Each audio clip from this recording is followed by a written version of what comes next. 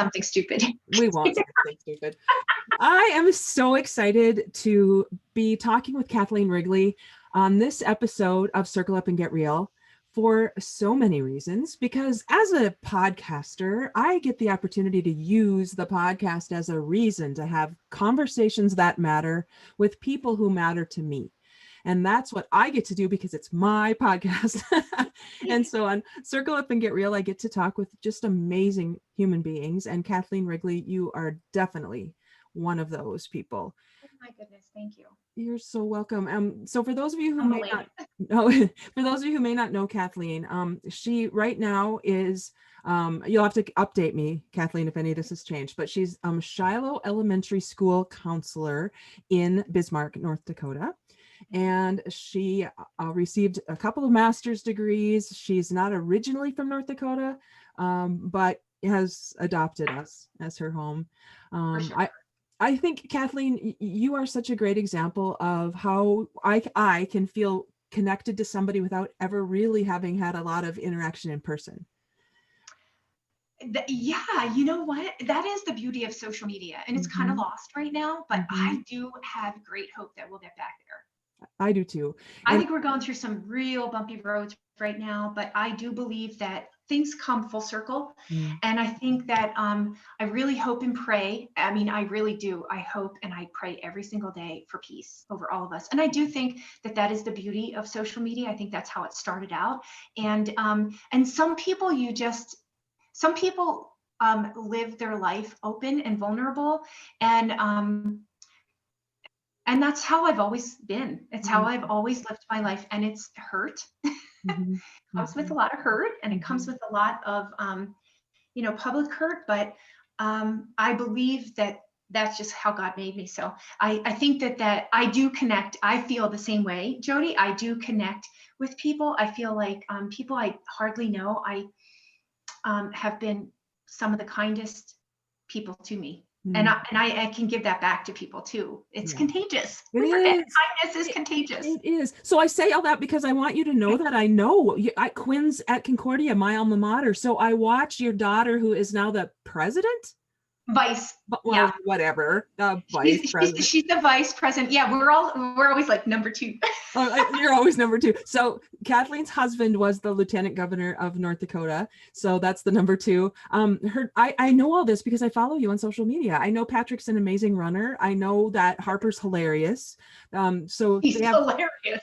They have 3 kids. Harper is joy personified. Joy. And is that her middle name? Harper? Is her middle name Joy? It should be, but it's not. She's actually named after Harper Lee. So in this time of pretty poignant, people don't know that, but she is named after Harper Lee. That's a whole other story that we can get into. We could be here for days. We could be here for days, and we need to be here for days. But so Quinn, their oldest, is a sophomore in college. Patrick is a senior in high school. I know. I do want to talk about seniors. Okay, we'll do that too. And Harper's a 7th grader. So that's where your kids are. And I watch that and follow that and know, because you're so great at just putting your life out there. So that's how I feel I know you. And I love that about social media. Yeah. But we wanted to talk today because as we're recording this on November 18th, we are in 2020. I always have to say 2020 to put that timestamp on, because this is the weirdest year I can even imagine having been living through. And so I wanted to connect with Kathleen because the conversations that I believe are necessary in the world are the ones that bring us together, not the ones that keep separating us. And it's so easy to look outside right now and find all of those conversations that will divide us and put us in our own little silos, and then create our own echo chambers and never have us connect. And I am so committed to coming together. That's what Get Real is all about. Circle Up and Get Real. And so I just reached out to you and said, hey, can we talk about the election and COVID and mental health? And you said, yes, absolutely. Yay. So nothing's off limits. Let's just dive in. What I don't even really know where to start. What do you notice? What are you seeing? How has this year been for you? Let's start there. Okay, so like everyone else, it's been really frustrating, and the uncertainty brings so much stress and anxiety. And you think, well, who cares? What I know, who cares if I, don't work out, or if I eat this, or if I drink this, or if I treat someone like this, like I'm, justified. And I just feel like there's so many tentacles to answering that question. I'll talk about, as a professional first, I'll talk about being a counselor. I had mentioned when we were kind of warming up for this conversation that I have job security, and I do. Sadly, Mhm. we're in dire need of counselors. I feel like before this pandemic, mental health in North Dakota was very lagging behind the rest of the nation, as far as what was available to us, what we knew, what we felt comfortable talking about.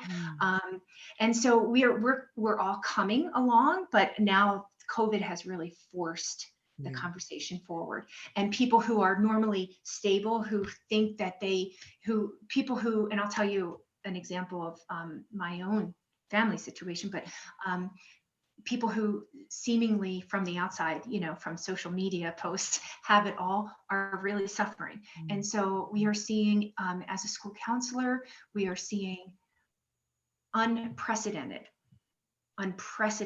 levels of anxiety, stress. I mean, paralyzing Wow. anxiety, where kids can't even go to class. They can't get out of the car in the morning. It's unprecedented. And then you add into that we've been now 9 months. Has it been 9? I've kind of lost count, I but know. everybody's so over COVID, and we've kind of become hardened to so many things about it. And then you throw a divisive political campaign season in there. And I'll tell you, we have made a mess of our world. We've made a mess of our world. And it's going to take some growing pains, but it's very stressful. Work is very stressful. Teachers are stressed out. There's stress everywhere, and the unprecedented levels of anxiety and depression as young as, first grade. Oh my goodness. Wow. That sometimes the truth hurts. Yeah. More often than not, the truth hurts. I think it was Gloria Steinem one time who said, the truth will set you free, but first it will piss you off. Yeah. And I think we're at that stage where if we continue to hide things under the rug, and I've lived in North Dakota my whole life, and we've been really good at that because we are bootstrappy and we can take care of ourselves, stoic. And that is just not working. It sounds like what you're saying. We need to address this in ways we probably never have. It's kind of funny. I have always embraced you and your heart too. And so I think that's contagious. But when I first moved here from Philadelphia, I am a very huggy, a very affectionate person. I really wear my heart on my sleeve. I don't say that as like I'm great. I say that as I'm vulnerable, and I can't help it. It's like I said, how God made me, and I have tried to stifle that a little bit. But when I first moved here from Philadelphia, where I was born and raised, my whole family lives there. I remember just like going in for hugs, people like wrapping my arms around people, and they were just like, "What do I do with her?" And like they would back up, like, "Whoa!" And I just really had to respect where they were coming from.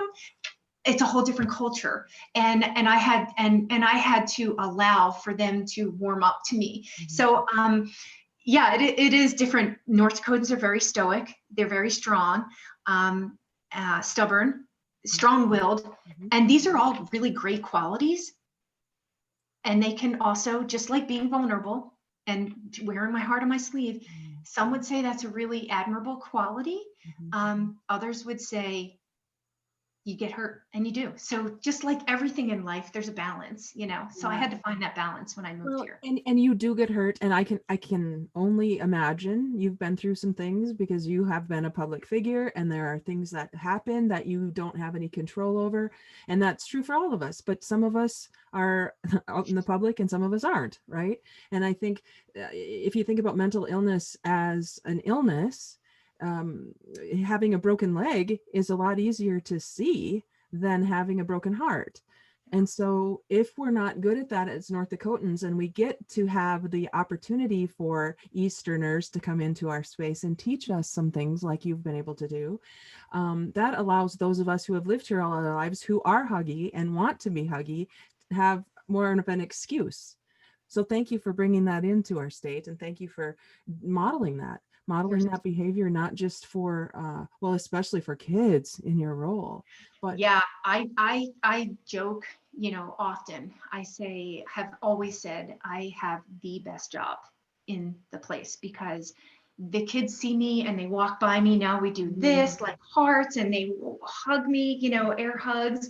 And I can't walk through a hallway. Mrs. Wrigley, I love you. I love you, Mrs. Wrigley. I heart you. Like, I just, the love pouring out. I wish that I could take um, groups of people and just bring them with me into kindergarten classrooms so that they can learn how to love again and so how to be kind. Just get back to the basics. yeah. Is that because you're a Catholic school? Is that part of it? You're a private school? Or do you It's think, we're non-denominational, so we have Catholic, okay, Methodist, Baptist, Lutherans. Um, I No, it's not. It okay. isn't. It Yeah. is not, because I can talk about God. We pray, when I do classroom lessons, we pray. I'm speaking at chapel tomorrow or Friday, elementary chapel. I'll send you a picture. I'm doing a chapel on being a bucket filler, and how to fill people's bucket and not be a bucket dipper. And I actually have a big bucket that I'm going to wear, and I love dressing Of up. course The you do. kids love it too. So let me It's kind just of like break show in. and tell. Let me just break in right here and tell you that Kathleen has been the elf on the shelf herself. You Oh, are the elf on the shelf.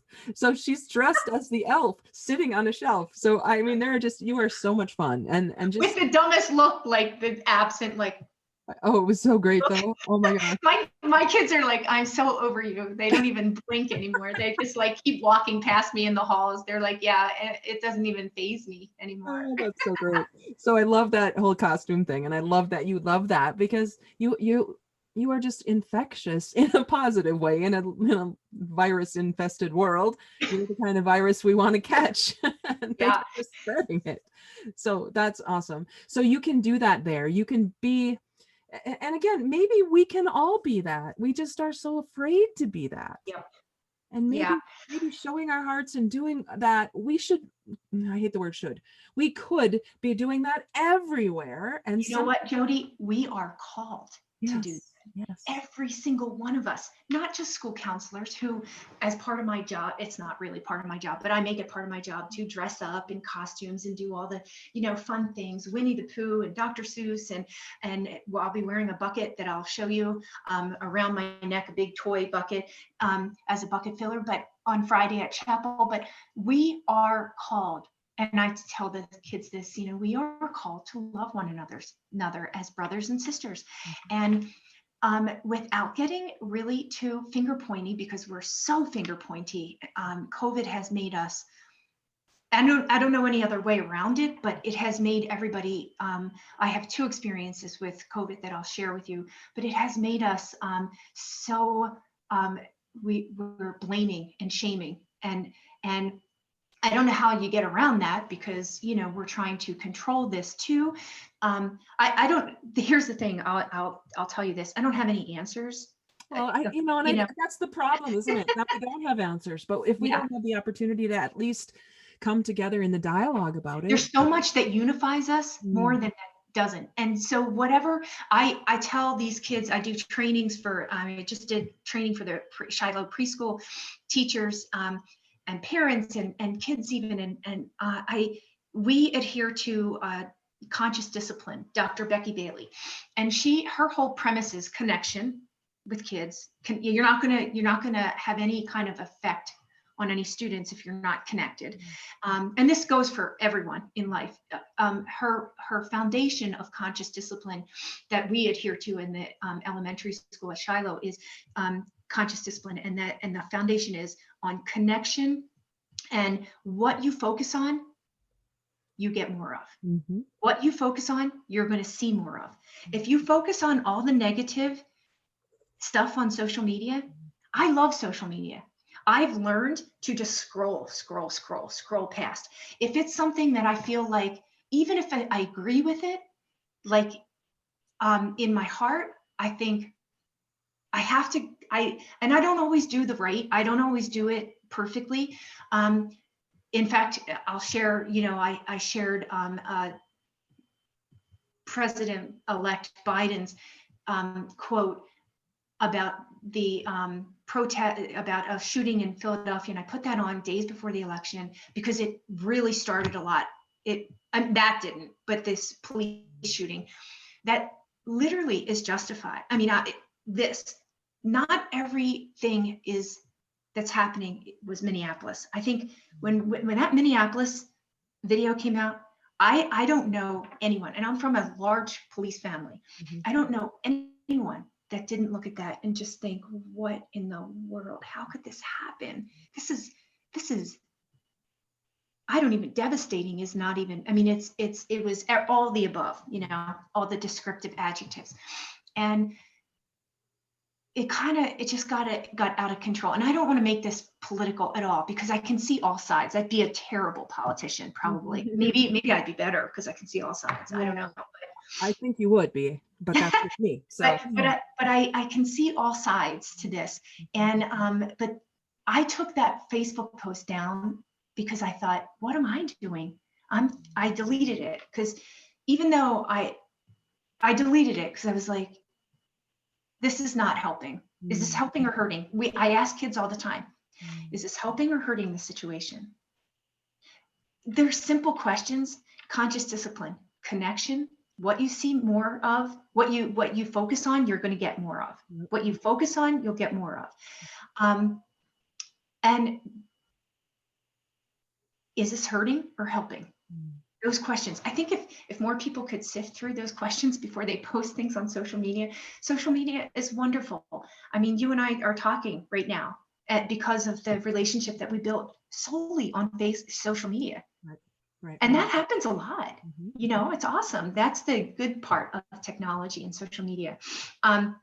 It also is just breeding hatred and negativity and division. And so, but I think that the key to what you've just said is the word conscious. Conscious discipline. Yeah. And I observe, I do my best to observe without judgment, and I'm not great at it all the time. I'm getting much better at it. And so when I can be in observation mode as opposed to judgment mode, like you, I see all sides. I really do my best to see all sides. And unconscious, I guess, would be the opposite of conscious, which is sleeping, which is in fear, in survival, in I need to come out and defend because someone's here to take something from me. That's what fear does. That's a lower level of awakeness. Back here. Consciousness. We're taking back here. Yep. Well, and here I am talking to a psychologist. I don't know what I'm saying. Well, and this is unconscious. Yeah. I only see my side. I only see my view. I only know what, and I do, it's so interesting because I say this all the time. Every single day that I go to work, I try to undo what adults are doing in the world today. I try to undo. Tomorrow, I go into 4 different classrooms and teach the kids about being on social media, being safe on the internet and social media. And it's, meanwhile, the whole world is coming apart. You can't scroll through Facebook. Everybody's leaving Facebook for another domain, and that it is just and they're beating one another up, and they're fanning the flames. And Yeah, and I'm not perfect either. We do it. You get into it, but again, what you focus on, you're going to get more of. And I try to tell the kids that, you just, are you helping or are you hurting? Right. And So every single one of us has a responsibility. yes. Kindergartners have a responsibility. Well, and what you said when you said I have to come in and undo what the adults are doing, it occurs to me that kindergartners, first graders, third graders, fifth graders are the ones who are going to shift their parents and are going to have to with your support and help, because their parents aren't getting support and help from you and people like you. They're getting their own echo chambers about being right so that they can stay in that this unconscious place of seeing what they're, again, Like, what you focus on you get more of. And so it's a self-perpetuating yes, process, this conscious discipline, even when it's unconscious. yes, absolutely. No question about it. So we go every year, we go to, I'm going to back up and make a point that I remembered that I didn't make Yeah, before. yeah, please. The COVID, a couple things about COVID. I'll get to the seniors because I do kind of want to compare, and not in a bad way, but just I want to share with you what my new mission is going to be. Right. But before I get to that, every year we go to the Jersey Shore. That's where that's one thing my parents, they save all year. I don't come from a ton of money, but they save all year, and we go, and a bunch of my cousins and my aunts and uncles, they all get houses, and so we're there for a week or 2 weeks. We came home this year, and Drew, because his office, he wanted us to get tested before we went to protect my parents who are in their 70s, and so that they felt comfortable having us there. So we got tested for COVID before. We got tested when we came back so that Drew could reintegrate back into his office and feel comfortable doing that and make everyone else feel comfortable. And Patrick tested positive.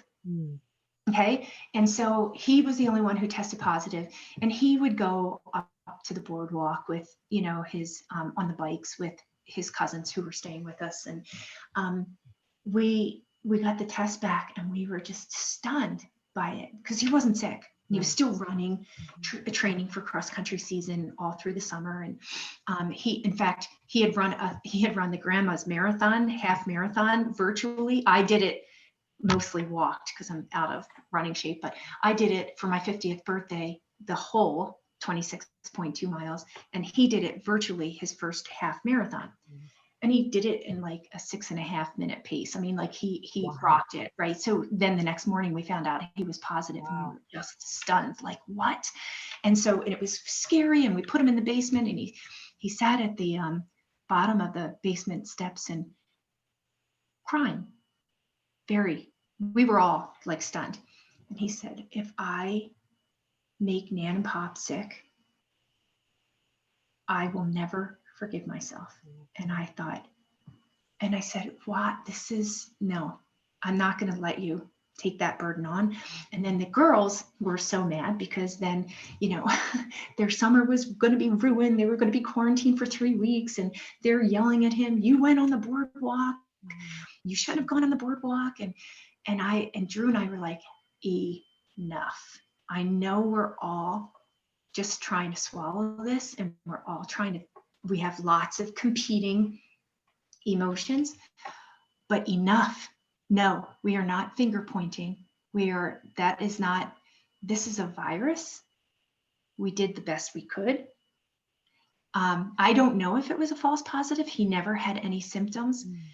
But then, come September, the kids got sick, and they have had it. And Patrick ran through cross the country season. He took some time off and did what he was supposed to do, but he ran. He had inflamed lungs, and he did not have the season that he, hoped for. He had a great season. He had a season. So what you focus on, you get more of, right? So we're not going to focus on the fact that there was no competition because we couldn't run against Class A, where his competition is. And he got a season, and every time he got to lace up, we were grateful. And he was grateful. And he learned so much. I am like beyond proud of this kid and how good of a sport he is. So, there were three Class B kids that ran against each other, or they would, take turns beating each other every week. And just there's always one kid that's way ahead of everyone else. This year there were three of them, and they were like just really super competitive, and they're good buddies too. So that was really fun. At state, there's a kid who wound up taking first place. He came out of nowhere. He runs for he's in anyway, he ran, I can't remember now where he's from. It's about anyway, he won, and he didn't run all season. So he came out of nowhere. He ran regionals is it. And he took 10th place at regionals. So anyway, it was just kind of a cool, but the four of them were up. It was a race, and they were neck and neck. Usually it's kind of a blowout, to be honest with you. Class A, Sean Korsmo won. It was a blow, at the end, when I saw Patrick finish, I ran to the finish line, and when I saw he finished fourth, my heart ached at first, because they all had a really good chance of becoming state champs, right? Mm-hmm. And I thought, how is he gonna take this, but fourth place out of several hundreds of kids, like Cry Me a River, right? But I can't even comprehend that kind of competition. So he said, I went over and hugged him, and I said, honey, how do you feel? And he said, I left it out there. He said, that was a race. We all were in it to win it, and I left it out there. And he was comforting the other two kids that took second and third place, because they were bawling in his shoulders. And I watched from afar, and I thought, man, do you have character? Mm-hmm. You have so much grace, and such a good sport. He could have been like, I at least thought I would finish third, because where's this kid all season, Well, it turns out he was in boot camp. So when he told us that, he said, yeah, I was in boot camp. I'm like, oh, well, you're a soldier. Good. Wow. God gave you this win. You deserve it. We're now cheering for you. So anyway, it turned out the way it should. Mm-hmm. And so fast forward to basketball season. So Patrick plays varsity on the varsity basketball team. They had open gym on Friday night, and then they went to B-dubs. I'm just going to dab my nose here because I have a little bit of a cold. It is a cold. It's not COVID, but so they were at BW's, so eating after open gym on Friday night. And when the alert came over my cell that things were shutting down, sports and the mandated masks, and I texted Patrick because I knew he was with all the varsity basketball team, and I said, honey, I attached it, and I said, he texted back, and he said, all right, I'll be home soon. He said, this stinks, I'll be home soon. And so we waited up, and he got home, and I said, how did everybody take it? How are the kids? And because I watched the coach telling them they made it to state last year in basketball. And I came out of my office because I was hearing the shutdown, and everybody was kind of confused right at the beginning of quarantine. And the kids it was right after school, and the kids were in the varsity basketball team was practicing, but the coach had them on the bleachers. I stuck my head in the gym to look, and the coaches were standing in front of them, and the coaches were telling them that our season is done. We're not going to state. We're not playing, and school's shutting, the whole bit. And I watched all those kids cry. Oh yeah. Together. And I watched the coaches cry with them. And so fast forward to this year and all that these, kids have been through. I said to Patrick Friday night when he got home after open gym and eating with the boys, and I said, how's everybody doing? And he said, And now he's a senior, so I said, how's everyone doing? And he said, Mom, he said, at first we were pissed. Sorry. No, yeah, right. He said, at first we were pissed and then we were sad. And he said, but the more we talked about it, the more we thought there's still a chance for us to have a season if we do what we're being asked to do. And he said, so we're going to do it. We're fine. We're going to hope that we have a rest of the season. And I thought, Jody, I seriously thought about putting that on Facebook, that conversation. I won't do it without his permission.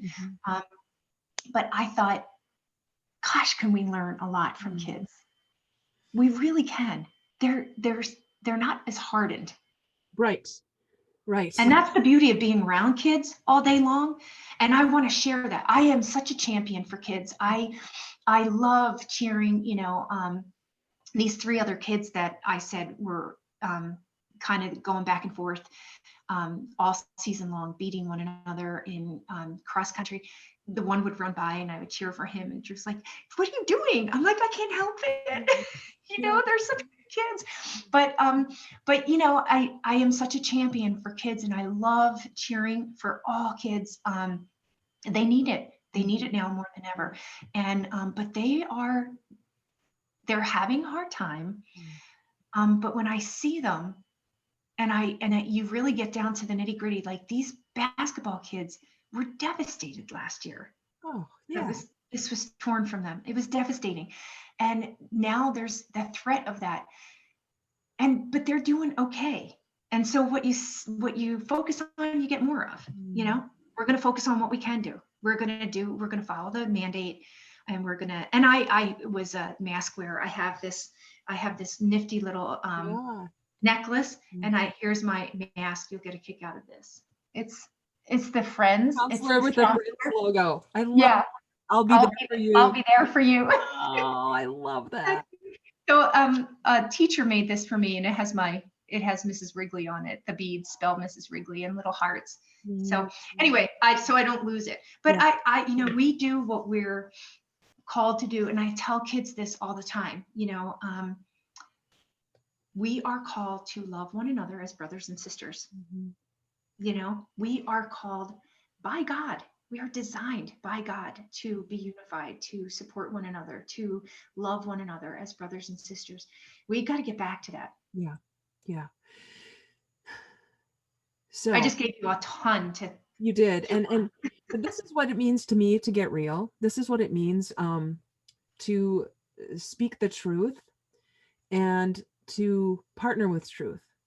And so in our jobs, whether that's a school counselor, whether that's a coach, a speaker, a business owner, partnering with truth allows more truth if we understand that what we focus on, we get more of. And learning from those kids you were just describing, I played basketball in high school, and if my season had been taken from me, I don't know what I would have done. That was my life then.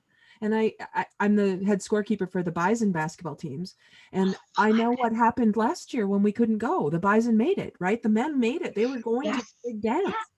Yep. And it was just ended. And so the things that we thought were so important, and they were, because they brought us together. Right. Those things that are no longer available to us mean that connection we feel that is missing, we can be mad about it, and we can divide. We can, stay divided and yell at each other and be mad, which then puts us together at a lower level of consciousness, because it actually goes from our head and from our heart to our gut, our instinct, which says, let's gather with our like species. And if our like species is a lower consciousness species, that's what happens when we get into gangs and when we get into these fighting, and I think that's what happens, to your point about disengaging our hearts, disengaging our intellect and our knowledge about this stuff. And if these kids can tell us this, and we have to get over our arrogance about how can I learn anything from a kid, you said that earlier, we're stubborn, we North Dakotans, we're stubborn. And I don't think it's just North Dakotans. If we truly desire connection, and if we truly desire our businesses getting back to what they need to be, and our organizations getting back to what they could be, then what we focus on, we get more of. And I don't understand why we keep focusing on what we don't want, and then we're surprised when we keep getting more of I that. know. Isn't that the truth? So, I mentioned earlier that like I have my new mission. Okay. Yeah. It was, so I have been, gosh, how do I say this succinctly? I have been really, really blessed by, I was offered a job teaching graduate students at University of Mary. And so it's only been 2 weeks that I've been teaching, and I love it so much. And I keep telling these counselors, man, you are going to have a job right after school, after you complete your full-time grad studies. I said, and you are going to be so needed. So you need to take care of yourselves. But so Thursday I was, and it's a 3-hour long class. And Thursday I was there, and one of the students, some of them are younger, just fresh out of college. And this particular student is fresh out of college. And she said, she said, my brother is a senior and in high school. And she said, I feel so bad for him because last year's seniors, people thought outside the box. They just bent over backwards to recognize them and value them and give them all the things that were torn from them in different ways, non-traditional ways. Graduation was on the football field. We had a prom-demic at Shiloh instead of a prom, where it was on the football field, and they had the grand march because a lot of these girls had bought dresses and they're non-refundable. So we kind of thought outside the box. And I was at the helm of a lot of these, like thinking outside the box for these seniors and their parents, frankly. And so this student in my University of Mary graduate class said to me, she said, I feel bad for my brother because he's a senior. So last year's seniors, and I don't mean to compare this, but it's true. They had 3/4 of a normal year, and the last quarter was taken, but everybody just celebrated them. Social media, everywhere you looked, there were yard signs in their front yards, and she said, and now these seniors this year, she said, no one's doing that for them. Yeah. Everybody's over it. Everybody's angry. And no one is doing for them. And they are missing a whole year, not just a quarter. So I don't mean to compare last year's because that was devastating, and we did what we could. We focused on what we could do, not what was taken from us. And we thought outside the box. We had the prom-demic, we had graduation on the football field, which everybody loved. And I think that we're always going to do it if we can, because it was super, we could all distance. We had a senior spotlight. We did a senior, we sent these interviews out to all the seniors, and we had so many days left of school. Every single day there was another senior at Shiloh. And I saw others, and I posted them. I celebrated these kids. Senior spotlight. They were on our marquee. They were on flooded social media to celebrate these kids and to recognize them, to see them and celebrate them. And everywhere you looked, every street you drove through the whole country, hearts in the window. Everybody had hearts in the windows, right? How we got from hearts in the windows and everybody uniting and celebrating these seniors who, these are milestones for them.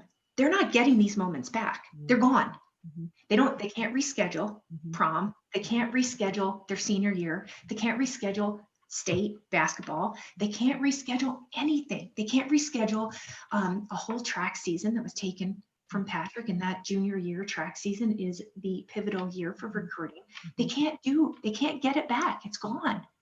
And so we celebrated. We did what we could. We focused on what we could focus on and not what we didn't have. We celebrated. We go from that to these seniors Nothing. Every day is uncertain, every single day. And more people closer and closer to us are getting sick. They themselves have gotten sick. Their families are getting sick. They're watching. They're seeing, you know, um, everything on the news. I can't even watch the news, to be honest with you. Everything is divisive. Everyone is angry. The masks have now turned into, I mean, it is insane. And so these kids are feeling the brunt of it. They absolutely are.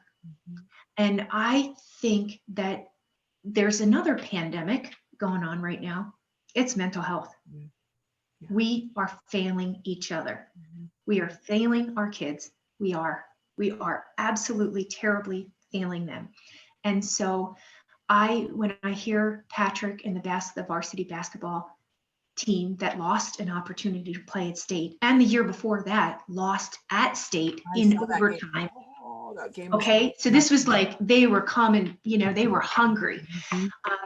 A kid who lost his whole track season, we all lost something, but for him to not sit and wallow in that and say, we're going to do what we can do, and we're looking forward to December 14th. And he said, I'm still going to run. I'm already training for track season. We're going to do what we can. We can't let these kids down. Right. They're telling us what they're doing. Right. We can't let them down, Jody. No. And my mission is to, I kind of was like, when this student said this to me, like, we're these seniors, I feel so bad for them. I thought, oh, you're right. How could I not even have thought of that? My own kid is there. But the blinders, and I thought, take those blinders down. And part of me was like, oh, should I share what Patrick and the varsity boys said about basketball and missing this part, the first part of the season? Should I said that? And I thought, oh gosh, is it too braggy? Is it? I don't know. And I was like, dude, I don't want it to be like, I have a senior, so I want people to celebrate seniors. I don't want, but I thought, you know what? I have a senior, but I did this for the seniors last year too. And I'll do it for next year's seniors and the year after that, and I will. So it's not just my own kid. We have got to do better for these seniors, and then it becomes infectious again. Right. So we got to get back to it being like the kindness part. Right. So I have a lot of thoughts about this. Sorry. I wonder how much we suppress our own joy because of how it will look to others. And I wonder if other people's opinions are more valuable than our knowing in our soul. And I've done the same thing. I have worried too much about what somebody else will think, and I have said nothing, which then occurs as complicity, right? Yeah. It occurs as if I agree if I don't say something, because then the loudest voice wins. And if we really think about that, the loudest voice, is not the voice of spirit. It's the voice of ego. It's the voice of fear. Pride. Yes, pride. And if the only voice we ever hear is that loud voice that pulls us down, and we don't hear the kind voice, it doesn't have to be loud. It doesn't have to be shouty. It doesn't have to be arrogant. Right. I think people recognize, again, recognize, they come together, they remember all of these things that never got really lost. We've just been overshadowed by a lot of fear and a lot of noise and a lot of, everything's fear. It's fear of what will happen if we get sick. It's fear of what will happen if I wear a mask and somebody makes fun of me. It's fear of what if I don't wear a mask and somebody calls me out. It's fear of what if I get my grandparents ill. All that is all fear. And fear is not consciousness. No, it's not. If we can use fear as a signal, not as a mindset, there's different, right? Fear is information. It's right. Like, there is a car coming. Do not cross the street right now because the car is going faster than you can go. Okay, that's fear of not getting hit by a car, right? That's just a signal. Yeah. But if I live my life in fear, and if I put on glasses that have a yellow tint and then I forget that I had the yellow tinted glasses on, everything will start looking yellow, and I'll forget that that's because I chose fear. To me, being real means stepping into that space where other people are afraid to step. And you're an example of that. You're a shining Oh, example of that. well, thank you. I appreciate that. Some days I feel more brave than others. As you're talking, our school did not have a mask mandate, and we went back full time in person. And I was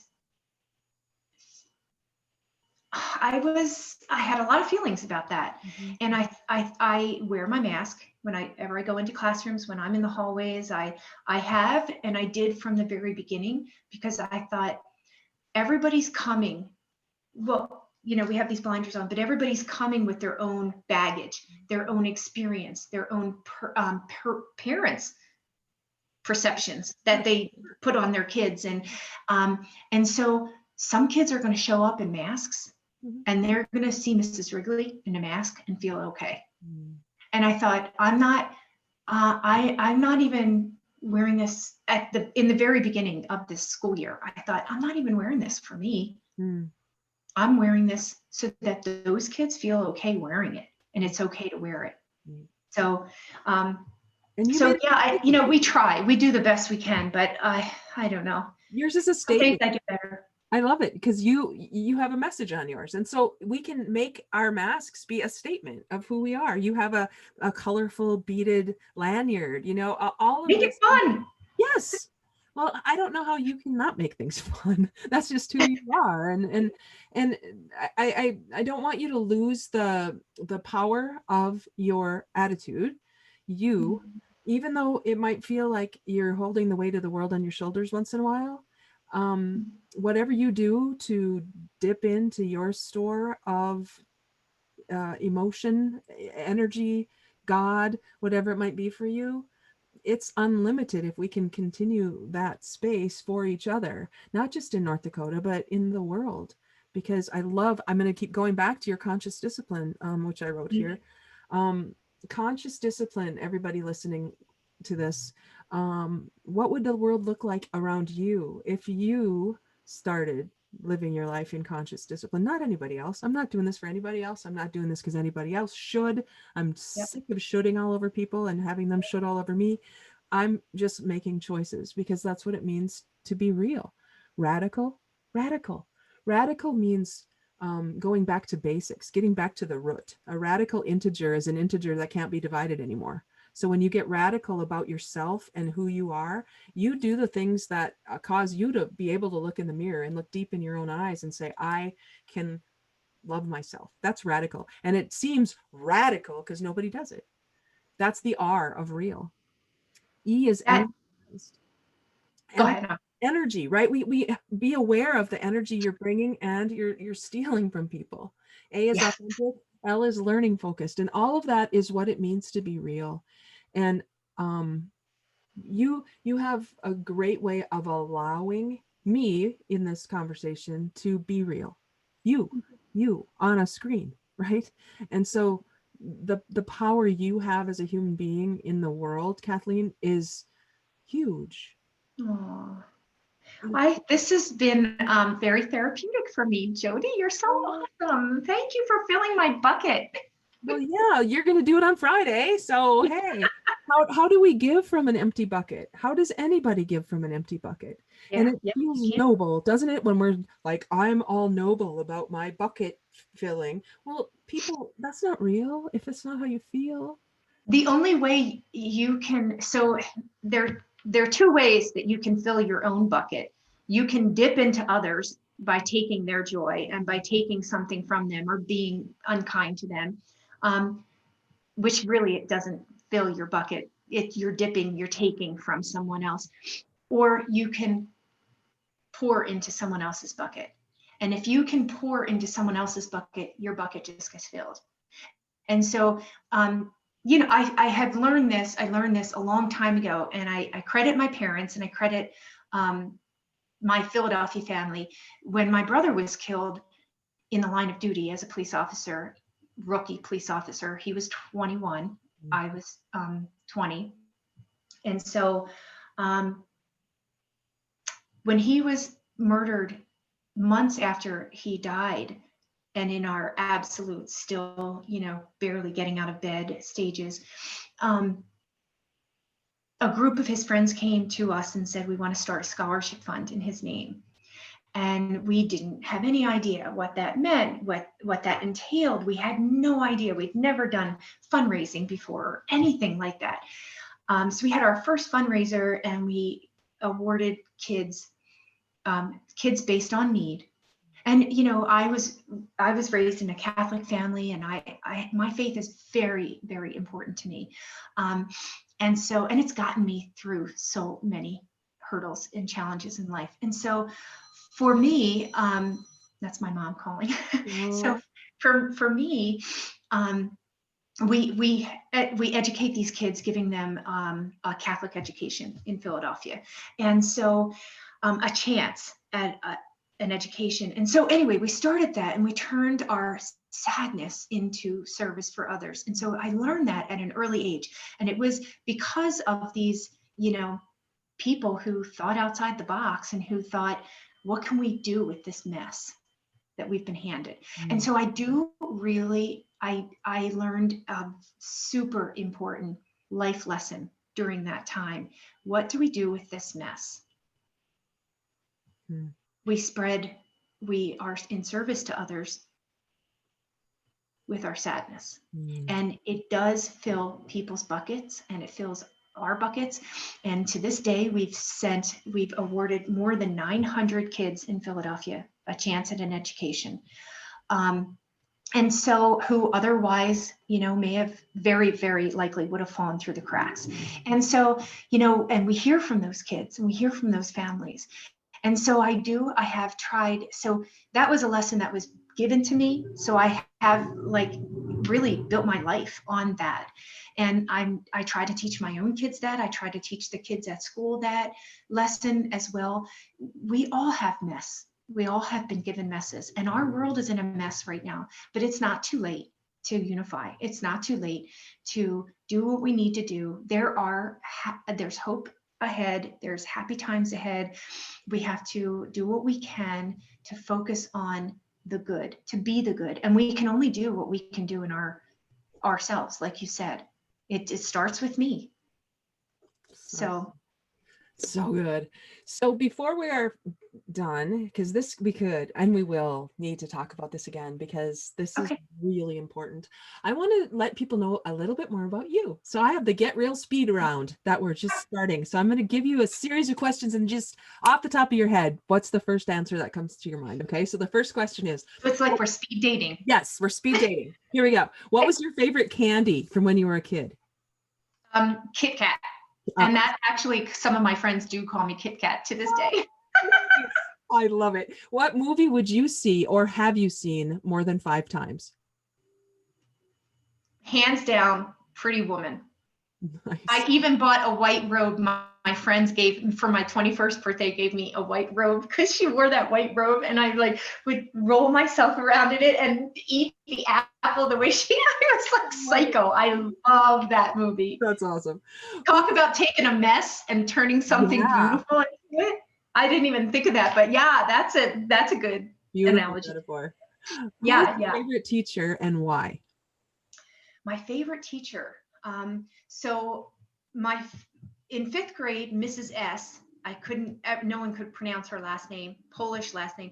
Mrs. S, she used to tell me, I know you know the answer. And believe it or not, I used to be really shy. I know that's hard. But she changed me, because she said, I know you know the answer, and I'm going to call on you. And I would whisper the answer, and she'd say, I can't hear you. And she just kept forcing me to show up and to be, she saw something in me that I didn't see and so she changed me. Mrs. S, okay, 5th grade. And then my other favorite teacher would have had to have been Sister Kathleen Monica in 8th grade. And Sister Kathleen, we share the same name, but so we kind of had that in common. But she was a young nun, and she saw so much hurt in me. I had a kind of a very sad childhood, and my parents are divorced, and my mother, biological mother, had a drug addiction, and it was hard. But she saw in me something. She saw the hurt in me, and she showed me so much empathy where the hurt, I think, I don't know if it was ignored or I just put it, we hid it well. But she saw that in me, and that really changed me too. So fifth and eighth grade. Love that. What is your biggest personal or professional challenge right now? Oh my goodness. Mental health, COVID, the political division that we even see as young as second graders fighting. Fighting. So then on the other side of that, what is your biggest personal or professional victory right now? COVID, mental health. Totally, right? So it's kind of a double-edged, because it is an opportunity for me to serve. It is an opportunity for me to be a beacon of hope for these kiddos. They give me hope every day. They make me think outside the box. I think that I am, despite the fears, despite the frustrations, despite the vulnerability, I talked about being vulnerable and just showing up. I get to do that every single day. And additionally, more so this year, because I am now teaching graduate students, and I'm hopefully, I hope to build them up so that they get to be the beacons of hope and take care of themselves too. But so teaching at the graduate level has been super humbling. I love it. I was so scared the first night. I was outside in my car 45 minutes before class started, and I thought, I said a decade of the rosary, and I prayed, and I thought, what in the world am I even equipped to do this? Am I able to do this? And I thought, well, of course I am. Of course I am. I mean, I'm educationally and all that, that's fine, but of course I am. If not me, then who, right? So, yeah. So I think that's the best and the hardest. And the last one, what is one thing people don't know about you that if they knew it, it would have them love you even more? Oh. Okay, so this isn't really speed, because I've been taking so long to answer. But okay, so I think I just mentioned, I don't know if people realize, I think they see people and they see people's highlight reels on social media. And, we're a public, I maybe still a public family. And so I think people see, they judge about, I think people would be surprised to know that my parents divorced when I was very, very young. I was raised by a mom who probably just wasn't capable, and she wasn't capable of being a mom. She got custody because women did. We were kept from my dad, and my dad remarried at 4. So when I talk about my mom, I talk about my stepmom, but she's really the mom. She's taught me everything about being a mom. But my childhood, I think people would be surprised that I literally was raised in a drug home. And, our utilities were getting shut off. People were in and out. It was full of sadness. Good stuff too, because kids are kids.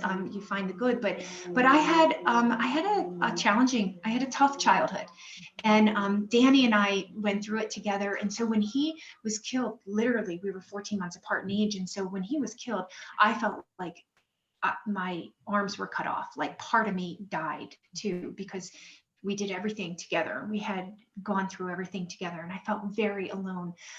So I think people would be surprised to know that I came from the childhood that I came from, seeing, like they have it all together. They live in a nice house and drive a nice car and have good education. And so I think that people would be surprised. I will say, turning that into what I now as an adult, and that my childhood allows me to be the mom that I am. I am proud to say that I stopped a cycle of abuse. my kids are very blessed that I have gone through what I've gone through as a child and what I've seen. And so are my students.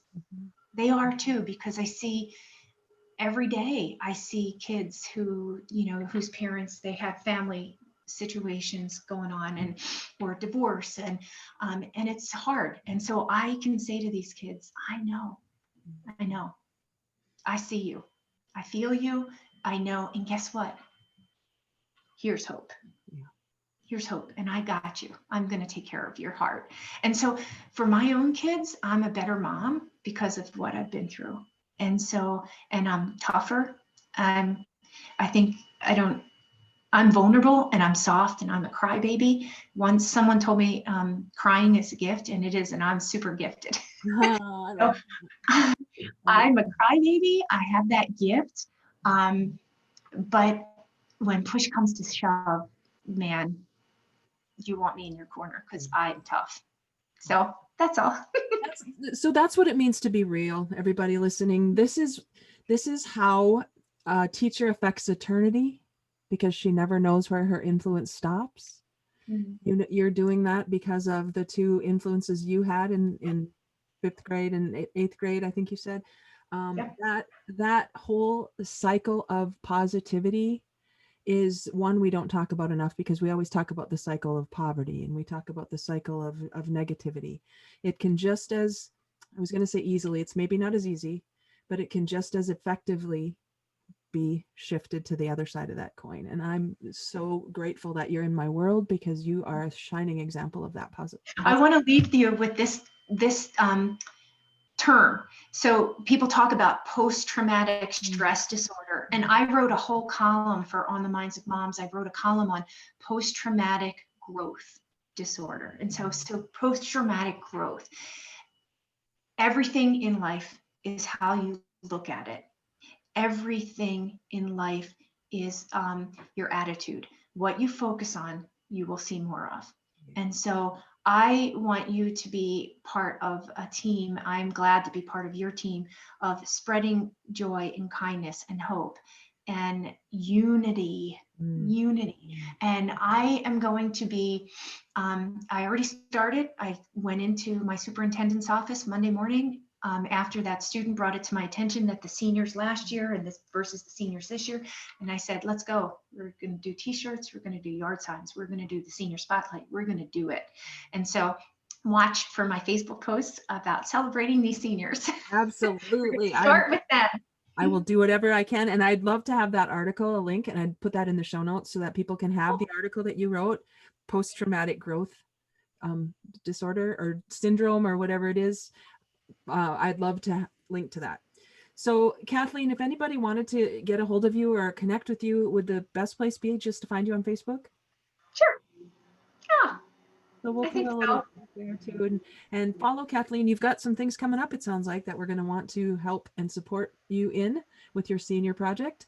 And I'm so grateful. I can't tell you how, between where we are in Bismarck and Fargo, we're affecting our whole state right now. And whoever is listening to this later, I hope that Kathleen's positivity has impacted you in a positive way. And that's what it means for us to be real. So thank you so much, Kathleen. You have touched my heart so much today. Thank you so much. I'm really touched that you even reached out. I feel very, very blessed. Thank you, Jody. Completely, my You are awesome. Here's my heart for you. My shirt. Can you see what my shirt says? I can. I saw it right away. We got this. I love it. We do have this. We do. So we do. Thank you. Thank you. Thank you. Thank you. And I'm not afraid to say it. I love you. I love you. I love you. This is what it's about. This is exactly what it's about. So thank you for sharing your heart, and thank you for sharing your podcast, and thank you for just taking this mission on, because you are needed and necessary. Yeah. We're doing You are essential. You're an essential worker. I'm an essential worker. So are you. We're doing this together. This is so awesome.